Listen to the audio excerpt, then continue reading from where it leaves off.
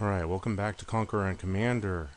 I thought I'd do a little something different for the video this week. I know that I did a set review or a block review, and I kind of missed doing some of these videos, and I didn't want to go about making whole new decks. What I decided to do was go and grab a deck that I had played in the past, and made in the past that I didn't actually have a video of, and the one I decided to grab was Godo, Bandit, Warlord. Longtime readers may recall that I actually made this Godo deck back in, I believe it was March of 2012. Yep, there it is, March 7th, 2012. So if you want, you can pull up the link to the old article. Here's the deck list. This was back when I was writing out all my articles. If you really want to take a look at it, feel free. I don't think I changed a single card in this deck. So I was just curious to see how it would do in the current environment. And this was the first game I played with it back then. And this is something I tend to do with just some of my old decks. I keep all my old deck lists and I whip them out just in case I want to mess around every once in a while. So anyways, this is a budget deck list. I made it for less than 20 tickets. And so obviously you don't need a lot of money to play Commander. My opponents are Sharon, who's probably Esper Artifact Control.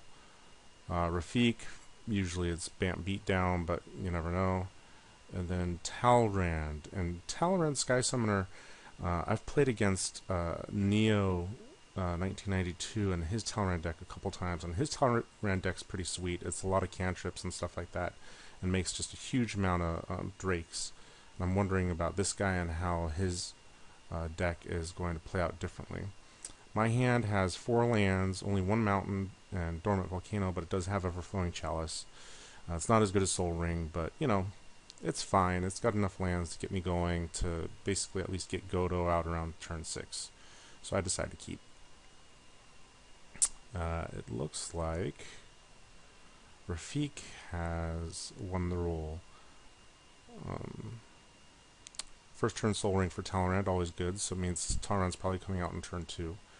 I draw Wild Ricochet, and I know later on in the game I screw up and I don't use it when I probably should have. Rafik gets another forest, probably color screwed. Talrand comes out turn 2, and he plays Gitaxian Probe against the Sharon player to get his first Drake already. I draw Insurrection, always a good card, still cheap. Rafik plays Plains. You get a Brainstorm for another Drake, and favorable winds to make all his Drakes a little bit bigger. He attacks me first. I'm fine with that. I get Anger. I decide to send him at Rafik because I've had bad luck with Rafik decks in the past. Oh yeah, so Rafik Miracle's Banishing Stroke in the Stroke, which is a card that I just don't see played very much, or I haven't seen played a whole lot. But you know, if you Miracle into it, it's really well worth it, and it's an instant. Even if you don't Miracle into it, even though it costs a ton at like 6 mana. But Talrand has Pongify, so he can Pongify his commander and not get him tucked. I assume that since he's playing a bunch of like little cantrips and 1 mana spells, his deck would almost fall apart if it lost Talrand. So, anyways, we'll move on from there. He gets an Ape. Apes are awesome. Look at that guy. Oh. And so he receives the Fury. So Rafik's down to 29. I play Dormant Volcano. I decided to take a shot at Talrand because he's open. I play Relic of Progenitus. Right now there's nothing in the graveyards, and so you know, it's basically just going to cycle. Rafik is color screwed, or land screwed actually. Sharon's doing nothing. He's laying land. He has all the colors he needs, but he hasn't done anything. So it's basically just going to be Talrand against the world right now.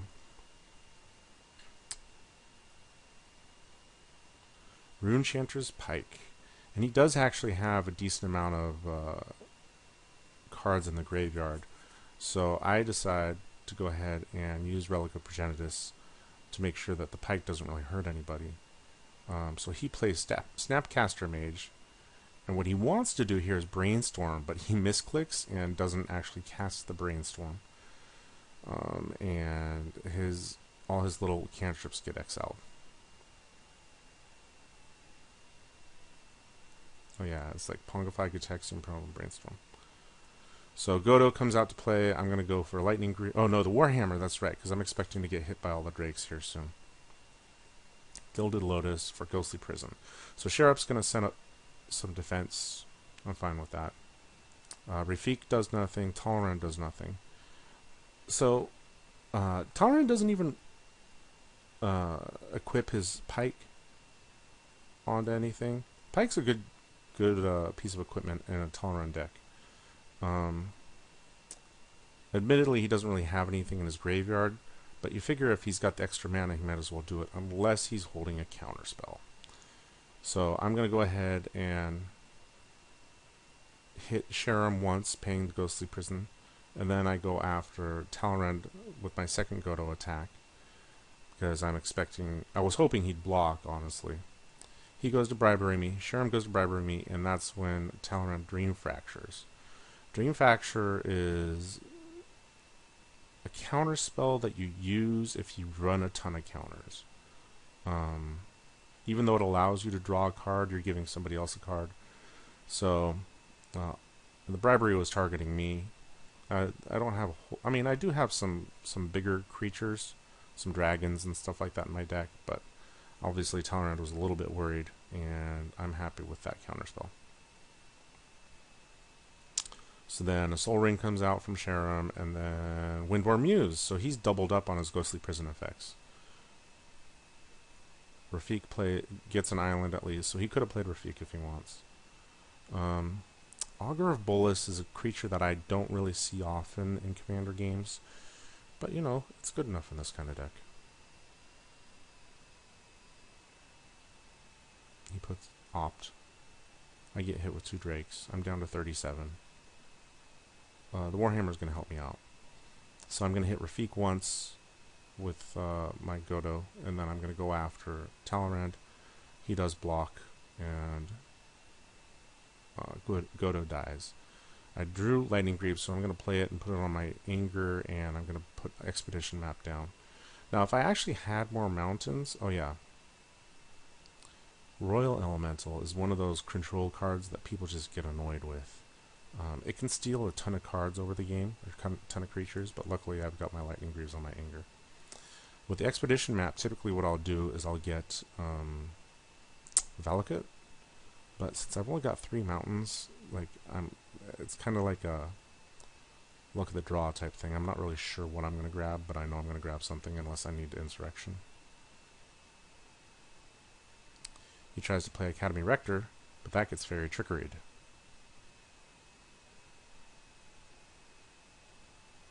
So again, Talrand has a decent amount of counterspells. Rafik's going to play Phyrexian Metamorph, and he's going to copy the Gilded Lotus. So his mana problems are gone now. Talrand plays Serum Visions and does nothing. Obviously he's holding another counter. I went for Spine Rock Knoll because I figure at some point somebody's going to start getting hit hard. Eventually what I'm going to plan on doing is Insurrectioning at some point, hopefully when there's a few more Drakes out. But I also got Journeyer's Kite, which is going to help me with any sort of mana issues. I stick Siege Gang Commander under the Knoll, and I do nothing. Acquire, targeting me, and he gets my Steel Hellkite. And then Windborne Muse attacks me. Steel Hellkite can hurt me. Because I've got Lightning Greaves and Journeyer's Kite. Or he can get rid of the Warhammer. It doesn't really matter. He goes to play Kokushu. I haven't seen Kokushu Cocoa Puffs played too much since he's been unbanned. But maybe I just haven't been playing against the right people. This is when Talrand busts out Desertion. That's awesome. Good for that guy. Rafik's gonna play Mana Reflection, and unfortunately Talrand doesn't have enough mana up to counter that. And that turns Rafik from doing nothing to all of a sudden being a very pertinent threat. Right now I'm at 45, Rafiq's at 20, Talrand's at 26, and Sharam's at 28.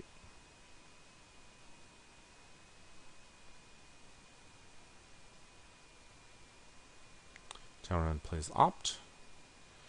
He hasn't gotten his commander back out yet.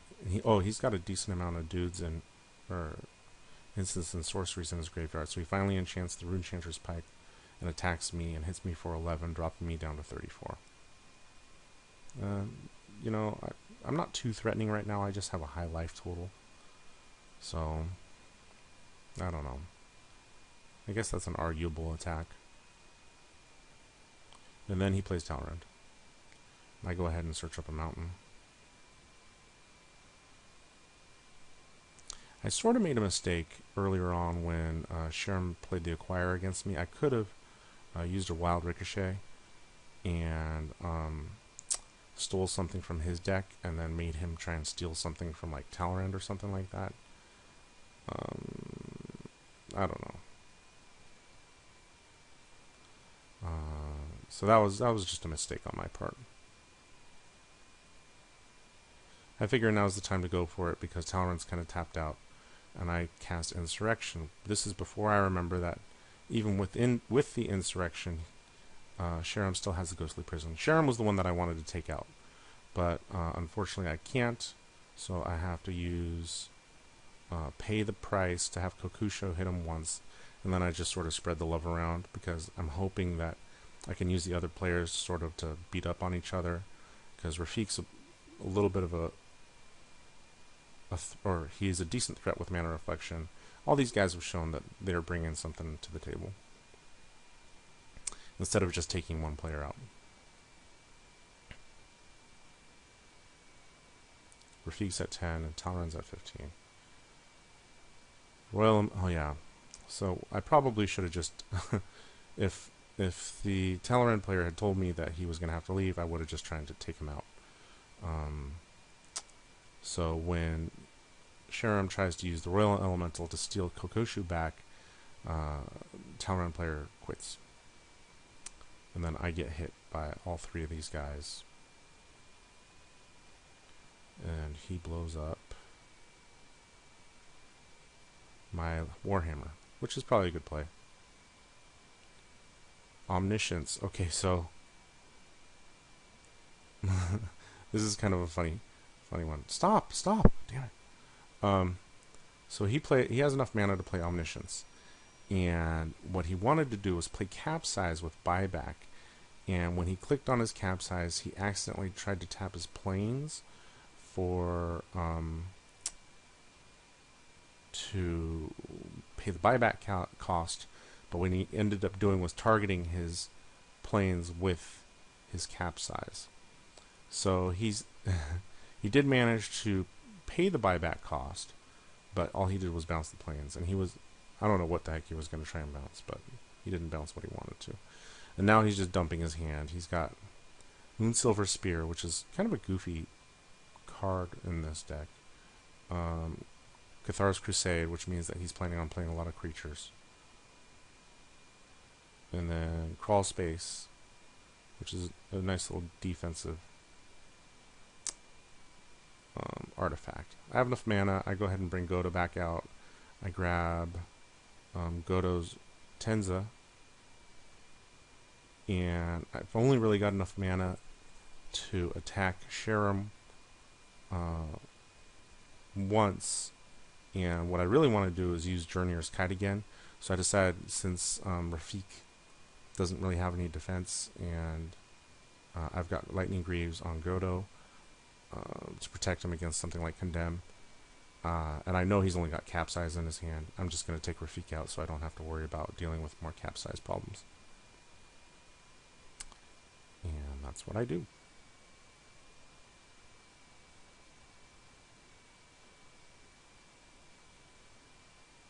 Now, this is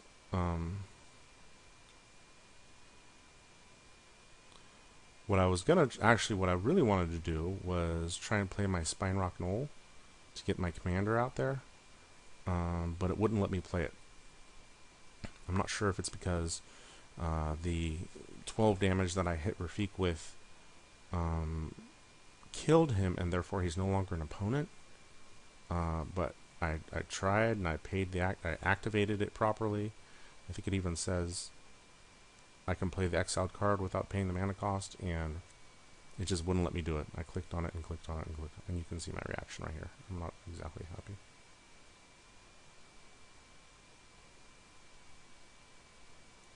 The idea was to give me some direct damage reach so that I could do it if I needed to. Sharam didn't have any artifacts in his graveyard, and there's the disc coming out to reset everything. This is my other mistake, is that I played the Argentum armor, assuming that I was going to be able to equip Godo and get rid of the disc or the ghostly prison or whatever, because right now Godo's big enough to take out Sharam by himself. However, I forgot that I can't equip because Godo's wearing the boots. So that's just a dumb mistake on my part. Just dumb. So he takes one hit from Godo, going down to 12, and then the next time he blocks with Sharam, going down to 11.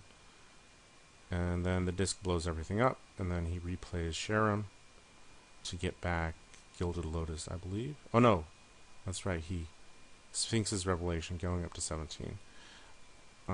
This is when I think, okay, I have enough mana to recast Godo, but I don't have anything in my deck to really equip him with when I attack, which means that I can take 6 points off of him and knock him down to 11, but that doesn't seem as powerful as playing this big bad angel right here, who has protection from 2 of the 3 colors that he's playing and can pump and trample.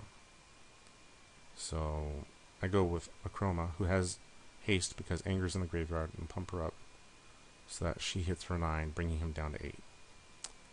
And even though he has 5 cards in his hand from Sphinx's Revelation, all he can do is play Sharam, hoping to bring Gilded Lotus back, and then playing Batterskull, and it's not enough. I even draw Fire Shrieker, but I didn't need it. And I have more than enough to kill him. So there we go. Godo still wins. God, I love Godo. It's a great deck. Honestly, I probably should have taken out the Cyclops Gladiator. There's got to be a better creature than that. But there we go. Hope you enjoyed the game. It's a little blast from the past. If you want to see more, go to puremtgo.com.